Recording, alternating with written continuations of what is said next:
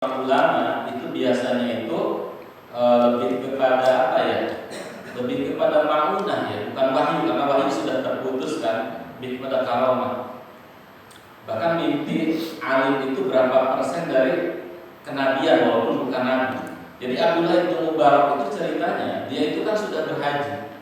Nah kemudian beberapa tahun berikutnya dia itu mengumpulkan bekal yang banyak, kemudian dia hendak pergi berhaji.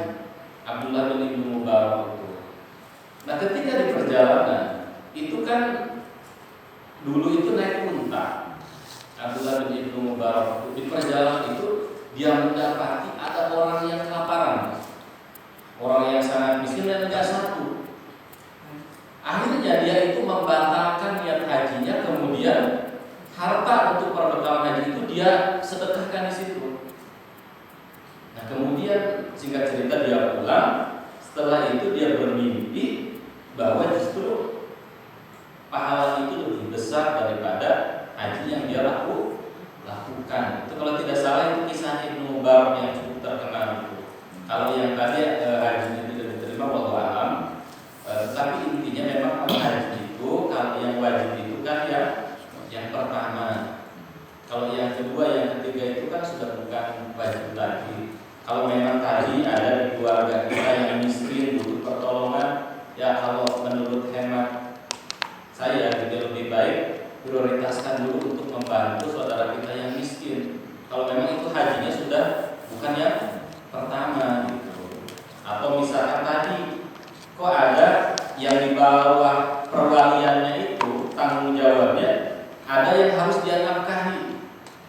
Entah misalkan adiknya janda, kan otomatis kakak laki-lakinya ketika bapaknya sudah meninggal, ya gunakan dulu itu gitu, seperti itu.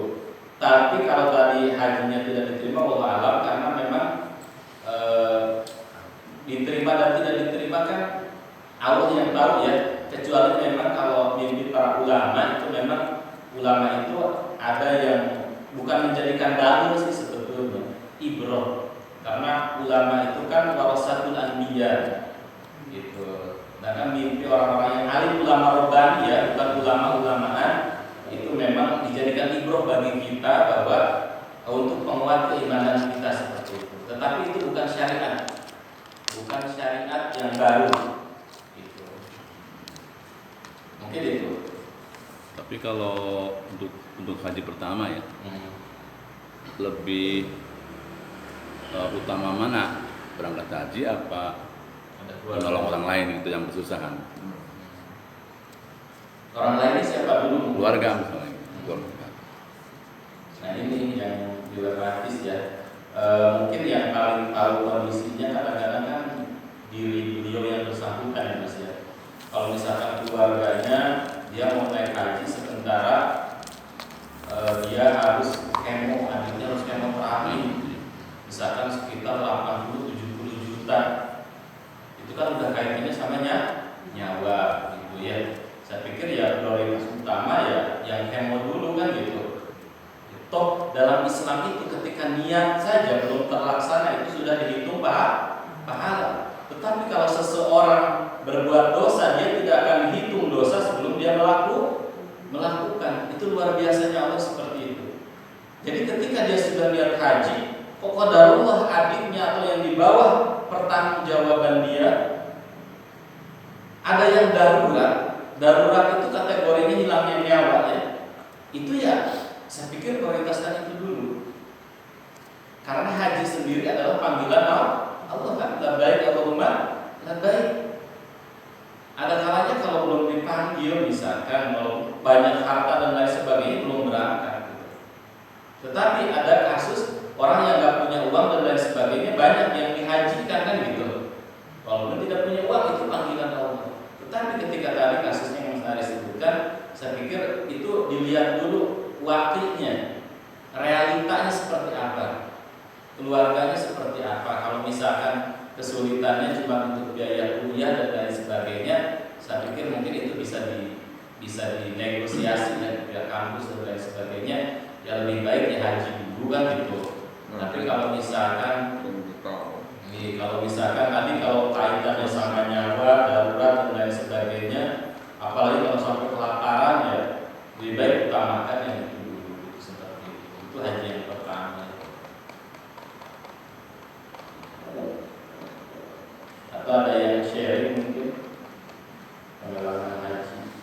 Berarti haji ngantrinya Ya, kayaknya itu nggak berlaku buat haji di Indonesia. Kasus seperti itu kayaknya nggak berlaku untuk haji di Indonesia. Mungkin lebih banyak ke umroh ya. Haji kan kita udah berpuluh tahun. Betul. Karena haji kan ada usia. Seperti ini kayaknya ceritanya ini nggak pas untuk sekarang. Jadi Ya tapi sekarang itu kan lagi ngetren haji furoda. Haji furoda itu sekitar 500 mas. 100 lebih. 230. 500. Kalau yang 100 lebih itu haji plus. Kalau furoda itu hampir mendekati setengah miliar. Sekarang para artis dan lain sebagainya itu para pengusaha itu lewatnya haji furoda. Itu nunggu kalau nggak salah setahun ya mas. Langsung berangkat. Furoda itu. Kalau haji plus yang 114 juta itu 7 tahun kalau nggak salah. 5 sampai 75. 275 sekarang. Maktul atau maktul. Nah itu haji plus. Nah mungkin itu baru relevannya berbicara haji furoda. Kalau yang mau sama karena ditabung ya. Karena ditabung. Kalau itu kan jelas orang berduit jelas. Tapi orang berduit ada kalanya keluarganya ada ya Iya. kena musibah misalkan seperti itu kan. Nah ini mungkin berlaku di situ.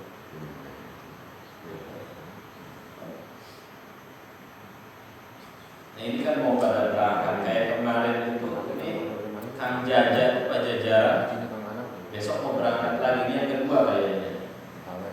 Kemarin cerita aku mau berangkat haji kalau yang saya tanya juga sudah haji dan ini berangkat lagi gitu. Pak Deddy juga sama.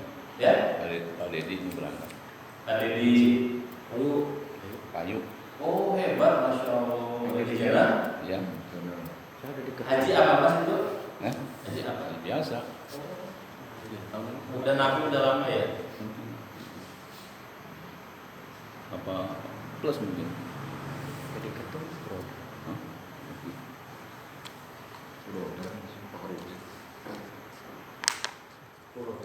Mudah-mudahan nanti berangkat haji furoda.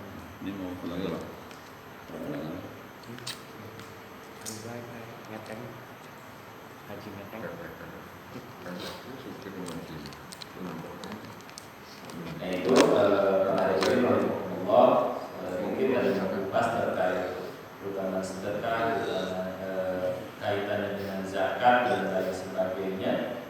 Mudah-mudahan pertemuan kita yang singkat ini ada manfaatnya dan kita bisa mengambil ibrah dan mengambil sedikit ilmu barangkali sehingga kita bisa laksanakan dalam kehidupan sehari-hari. Itu saja mungkin kasih ada waktu 15 menit bisa sambil persiapan atau makan snack seperti itu.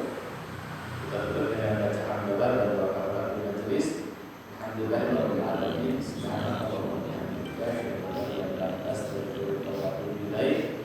Assalamualaikum warahmatullahi wabarakatuh.